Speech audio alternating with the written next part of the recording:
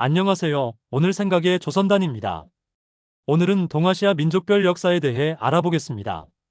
제1부 기원중원과 동방의 고대 민족. 1.1. 동이의 정체성.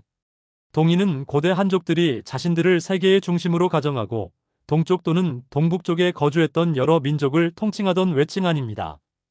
이라는 한자는 큰 활을 의미하는 글자로 해석되기도 하는데, 이는 한족이 봤을 때 동쪽의 활을 잘 다루었던 한민족 또는 기마민족의 특징을 반영한 것으로 보입니다. 다르게 해석을 하면 동이족은 한족처럼 농경사회를 주로 하는 민족이 아닌 말을 타고 활을 이용해서 사냥을 주로 하는 민족을 나타내는 단어입니다. 인류의 역사를 보면 홍수 때 크게 범람하는 강을 중심으로 한 곳에 정착하여 농경사회를 기반으로 그들의 문명을 발전시킨 부류가 있는 반면, 말을 이용 수렵, 유목을 하며 자연의 변화 순리에 따라 한 지역에서 다른 지역으로 이동을 하면서 문명을 발전시킨 부류로 크게 나눠집니다. 동이라는 용어의 지리적 범위는 진나라 시대 전후에 따라 다르게 해석하고 있는데, 진나라 이전, 기원전 160만 200년경까지 상주시대에는 동이족의 지리적 경계를 기원전 27세기까지 치우천왕이 주로 활동했던 요하, 만주부터 산둥반도와 회수유역, 즉 현재의 산둥성, 장수성, 안우이성 일대까지 분포하며 한족 문화와는 구별되는 독자적인 문화를 가진 집단을 지칭했습니다. 이들은 흑도로 대표되는 룽산 문화 등을 발전시키며 때로는 중원 왕조와 대립하고 때로는 교류했습니다. 그러나 기후의 변화에 따라 치우천왕의 후예들 기마민족이 산둥반도 일대에서 요하, 만주의 본류로 이동하면서 동이라는 명칭은 점차 더 동북쪽에 위치한 민족들을 가리키는 용어로 변화했다는 의견이 있습니다. 한나라 시대의 기록인 후한서나 삼국지의 동이전에서는 요하, 만주와 한반도에 거주하던 부여, 고구려, 옥저, 동해, 사만 등 한민족의 직계조상으로 여겨지는 예맥 계통의 여러 집단과 심지어 바다 건너 외 일본까지 동이의 범주에 포함시켰습니다. 이러한 변화는 동이라는 개념의 본질을 명확히 보여줍니다. 이는 환경 변화에 따라 농경 및 유목 수렵까지 가능했던 민족이 그들의 민족성에 따라 아시아 대륙 전체에 걸쳐 이동이나 변화가 이루어졌다는 것을 나타냅니다.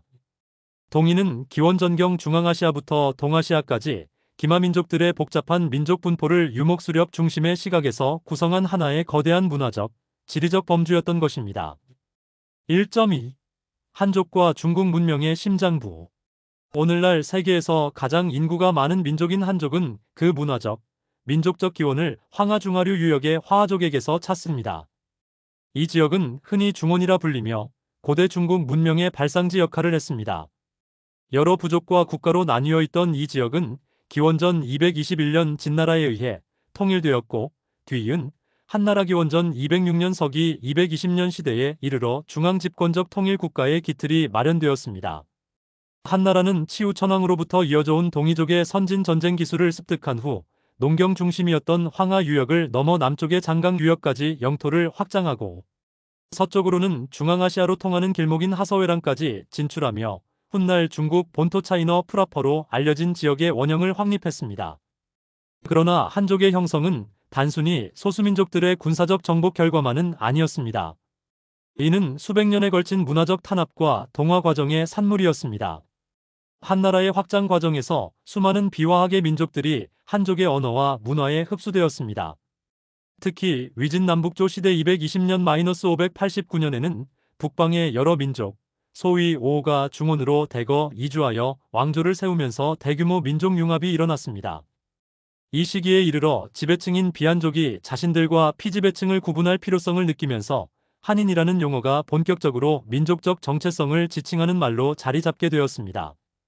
이는 한족이라는 정체성이 태고부터 존재했던 불변의 실체가 아니라 정치적 탄압과 문화말살 정책이라는 역사적 과정을 통해 형성된 구성물임을 보여줍니다.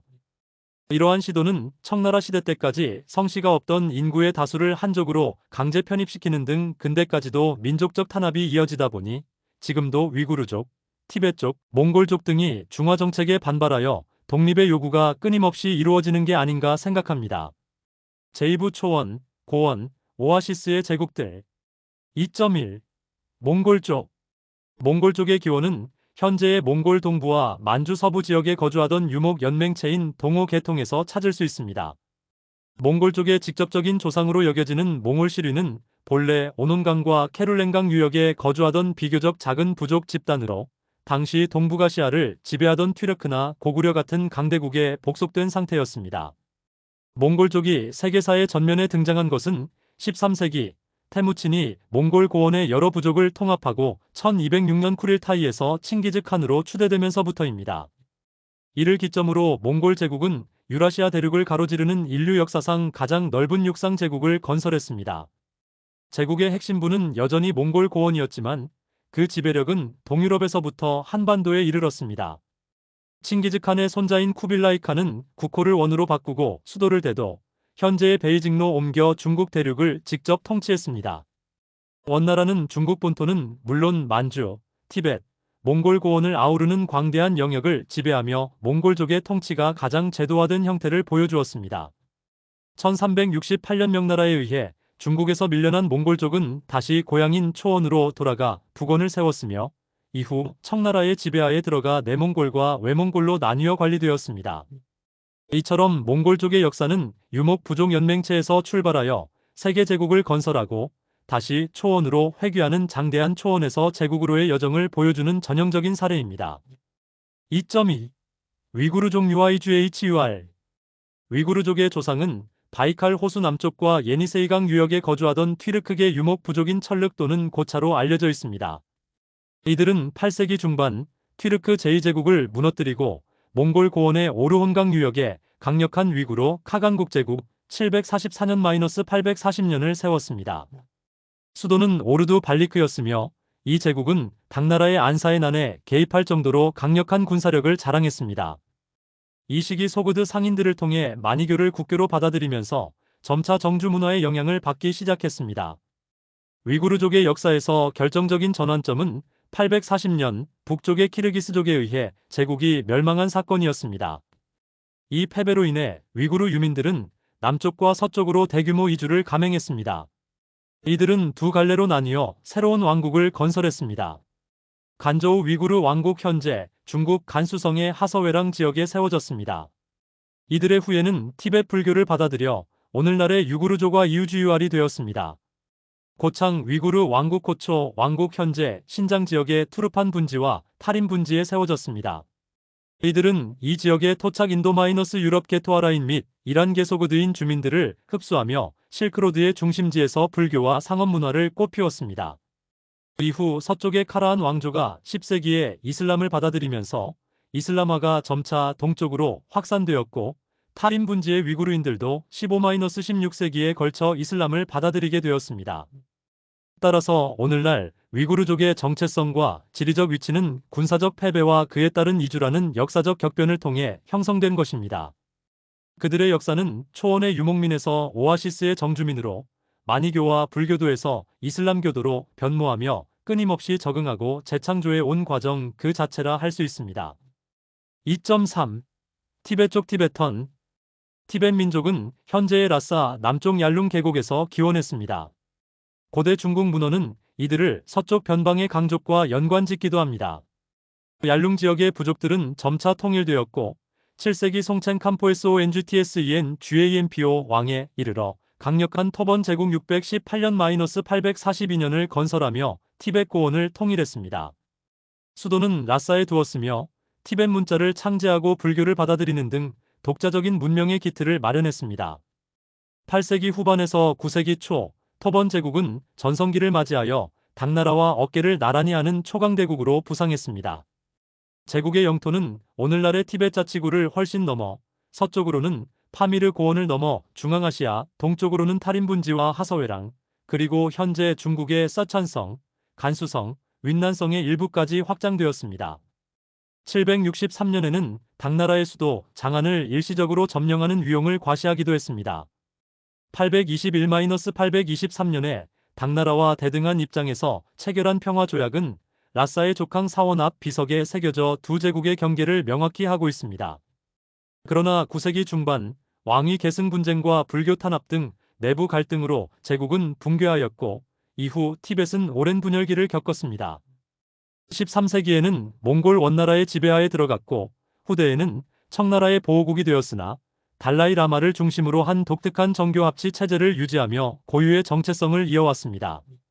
터번 제국의 역사는 세계에서 가장 높은 고원에서 발원한 세력이 저지대의 농경 제국과 대등하게 경쟁하며 광대한 제국을 건설할 수 있었음을 보여주는 독특한 사례입니다.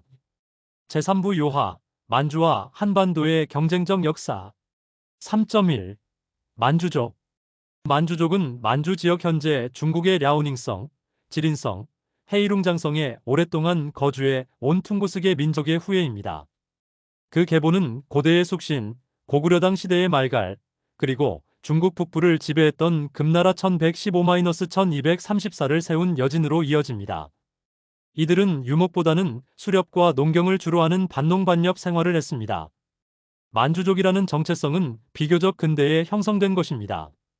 16세기 말 건주 여진 출신의 누르하치가 여러 여진 부족을 통합하기 시작했고 그의 아들 홍타이지는 1635년 흩어져 있던 부족들을 하나의 강력한 공동체로 묶기 위해 여진이라는 명칭을 공식적으로 금지하고 만주에메이엔제이유라는 새로운 이름을 부여했습니다. 이는 정치적 목적을 위해 국가가 민족 정체성을 창출하고 재편한 대표적인 사례입니다. 이듬해인 1636년 그는 국호를 후금에서 청으로 바꾸었습니다. 만주족은 1644년 명나라를 무너뜨리고 중국 본토를 장악했으며 이후 몽골, 신장, 티벳을 차례로 복속시키며 중국 역사상 가장 광대한 영토를 가진 다민족 제국을 건설했습니다. 그러나 정복자 만주족은 피지배층인 한족에 비해 인구수가 절대적으로 적었고 오랜 통치 기간 동안 점차 한족 문화에 동화되었습니다. 특히 19세기 이후 만주 지역에 한족의 이주가 허용되면서 이러한 동화는 가속화되었고 오늘날 만주어를 구사하는 사람은 극소수에 불과하게 되었습니다. 이는 소수의 정복 민족이 거대한 피정복 민족을 통치할 때 발생하는 정복과 동화의 역설을 극명하게 보여줍니다. 정치적 성공이 결국에는 민족 고유의 정체성을 희석시키는 결과를 낳은 것입니다. 3.2. 한민족. 한민족은 역사적으론 동이족의 후예로 한반도부터 중국 산동반도, 그리고 요하, 만주 일대에 거주했던 예맥과 한 계통의 여러 부족이 융합하여 형성된 것으로 이해됩니다. 고고학적으로 한반도는 구석기 시대부터 인류가 거주를 하였으며 현대 유전학 연구에 따르면 한국인의 유전자 풀은 크게 두 개의 고대 인류 집단이 층을 이루며 형성되었습니다. 기층 마이너스 남반계 수렵 채집인 약 4만 5만 년 전 아프리카를 떠난 현생 인류가 아시아 남부 해안 루트를 따라 북상하여 한반도에 가장 먼저 정착한 그룹입니다. 이들은 구석기, 신석기 시대의 원주민으로 추정됩니다. 지배층 마이너스 북반계 신석기 청동기 농경민 약 9천년 전부터 아무르 강흥룡강과 서요하 유역만주 서부에서 기장, 조 등의 농사를 짓던 집단이 남아있습니다. 이들은 청동기 시대에 이르러 한반도로 대거 유입되어 기존 남반계와 혼합되었고 오늘날 한국인 유전자의 주류를 형성하게 되었습니다. 3.2. 1. 만주시베리아 퉁구스계, 몽골계와 한민족과 관계. 가장 강력한 연결고리 한국인의 주류를 형성한 북반계 조상은 지리적으로 만주 아무르강, 요하 유역에 기원을 두고 있습니다. 따라서 현대 만주족 퉁구스계이나 몽골족과 매우 가까운 고대 조상을 공유합니다. 공통된 유전자 몽골, 시베리아 등 북아시아의 추운 기후에 적응한 유전자 하플로가 로유피씨 등과 한국인에게도 일정 비율 약 15% 나타납니다. 이는 아주 오래전 두 집단이 갈라지기 이전에 공통의 조상이 존재했음을 의미합니다. 3.2. 중앙아시아 투르크계 등화의 관계. 중앙아시아 종족과의 관계는 직계 후손보단 먼 친척에 가깝습니다.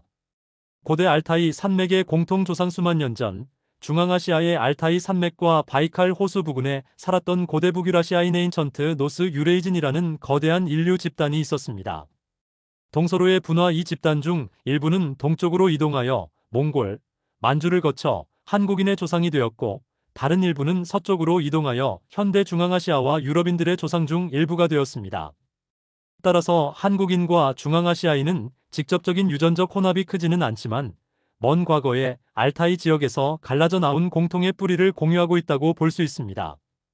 요약하자면 한국인은 요하, 만주 및 한반도 지역에 기원을 둔 북방 농경민을 핵심으로 하여 형성되었으며 더 거슬러 올라가면 몽골, 시베리아, 나아가 중앙아시아의 고대 인류와 하나의 뿌리에서 갈라져 나온 먼 친척 관계라고 할 수 있습니다. 3.3. 1. 고조선의 영역. 한국 최초의 국가로 알려진 고조선의 위치와 강역은 역사학계의 오랜 논쟁거리입니다. 후대의 문헌 기록은 고조선의 후기 중심지를 한반도 내로 비정하는 경향이 있지만 고고학적 증거는 다른 그림을 제시합니다. 특히 중국의 동검과는 뚜렷이 구별되는 비파형 동검과 탁자식 고인돌디오에레미엔의 분포는 고조선의 문화권이 초기에는 한반도 북부를 넘어 만주랴오닝 지역을 중심으로 형성되었으며 중국과는 다른 전쟁 방식, 즉 기마 전투를 주로 했기 때문에 찌르는 것보단 베는 것이 유리한 비파형 동검을 가지고 있었다는 것을 강력하게 시사합니다. 이처럼 고조선의 역사는 후대의 기록과 고고학적 발굴 성과를 비판적으로 종합하여 재구성해야 하는 대표적인 사례로 고대 한민족의 역사가 변방이 아닌 서해의 바다를 중심으로 중국 동부부터 한반도까지 전 일대가 핵심 무대였음을 보여줍니다. 3.3. 북방 왕국 고구려와 발해 - 비중국적 관점. 고조선의 뒤를 이은 고구려 기원전 37년 서기 668년과 발해 서기 698년 926년의 역사는 요하, 만주가 한민족의 역사에서 얼마나 중요한지를 명확히 보여줍니다. 고구려는 압록강 중류의 산악지대에서 발원하여 5세기 광개토대왕과 장수왕 시대에 이르러 만주 대부분과 한반도 중북부 그리고 러시아 연해주 일부를 아우르는 대제국을 건설했습니다. 남쪽으로는 현재의 충주 지역까지 진출했으며 중원고 구려비로 확인, 서쪽으로는 랴오허를 넘어 활발히 활동했습니다. 668년 고구려가 신라와 당나라의 연합군에 의해 멸망한 후 고구려 장군이었던 대조영은 고구려 유민과 이 지역에 거주하던 말갈족을 규합하여 발해를 건국했습니다. 발해는 일본에 보낸 외교 문서에서 스스로를 고구려의 후계자로 명시했으며 고구려의 옛 영토 대부분을 회복하여 한반도 북부, 만주 전역, 연해주를 지배하는 강대한 해동성국으로 불렸습니다. 그러나 이 두 왕국의 중국 역사 귀속 문제는 21세기 들어 중국의 문화 제국주의 정책으로 정치적 논쟁 대상이 최근에 되고 있습니다. 하지만 고구려를 계승한다는 의미에서 국호를 고려로 정하고 발해 유민을 동족으로 받아들였던 고려 왕조의 명백한 계승의식, 고구려 고분벽화나 발해의 온돌 문화 등에서 나타나는 중국 왕조와는 구별되는 독자적인 문화, 그리고 근대 이전까지 중국의 역대 왕조들이 고구려를 일관되게 외국으로 기술했던 역사 서술의 전통 등은 이들 국가가 한민족 역사의 중요한 일부임을 명백히 증명합니다. 고조선부터 고구려, 발해에 이르기까지 약 1500년 이상 동안 만주는 한민족 역사에서 요하, 만주는 변방이 아닌 핵심적인 활동 무대였으며 압록강은 국경이 아닌 한 국가의 중심 동맥이었습니다. 제4부 종합적 시각 중첩된 세계와 지속되는 유산. 4.1. 시대별 지도 종합.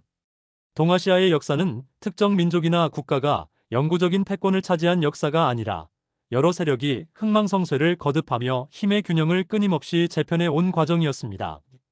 동아시아의 지정학적 중심이 고정된 것이 아니라 시대에 따라 중원에서 초원으로 또는 산동, 요하, 만주로 끊임없이 이동했음을 시각적으로 증명합니다. 하나의 중심이라는 관념은 역사적 현실보다는 후대의 이데올로기에 가깝습니다.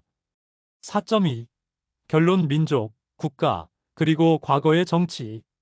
동아시아의 주요 민족들은 고정된 영토 안에서 단일한 역사를 살아온 것이 아니라 이주, 정복, 융합, 그리고 재창조의 과정을 통해 자신들의 정체성과 생활 무대를 끊임없이 변화시켜 왔습니다. 하지만 한족은 월등히 유리한 인구수를 이용한 문화말살 정책을 통해 위구르족 등 주변국들의 정체성을 무너뜨리고 만주족의 정체성은 정치적 통합을 통해 형성되었습니다. 이러한 복잡하고 유동적인 과거의 역사 위에 현대의 국경선을 긋고 특정 지역의 역사를 단 하나의 국가에 독점적으로 귀속시키려는 시도는 본질적으로 시대착오적입니다. 과거의 세계는 문화권이 중첩되고 국경은 선이 아닌 면으로 존재했으며 하나의 제국 안에 수많은 민족이 공존하는 다층적인 공간이었습니다. 고구려와 발해의 역사에서 보듯 산둥, 요하, 만주와 한반도는 분리된 공간이 아니라 하나의 역사적 무대였습니다. 이처럼 복잡하게 얽힌 과거는 오늘날 동아시아 지역의 영토 및 역사 분쟁에 계속해서 영향을 미치고 있습니다. 따라서 이 지역의 평화와 상호 이해를 위해서는 특정 국가의 편협한 시각을 넘어 각 민족의 고유한 역사적 경험을 존중하고 그들의 상호작용을 입체적으로 이해하려는 노력이 그 어느 때보다 중요하다고 할 수 있습니다. 지금까지 오늘 생각의 조선단이었습니다.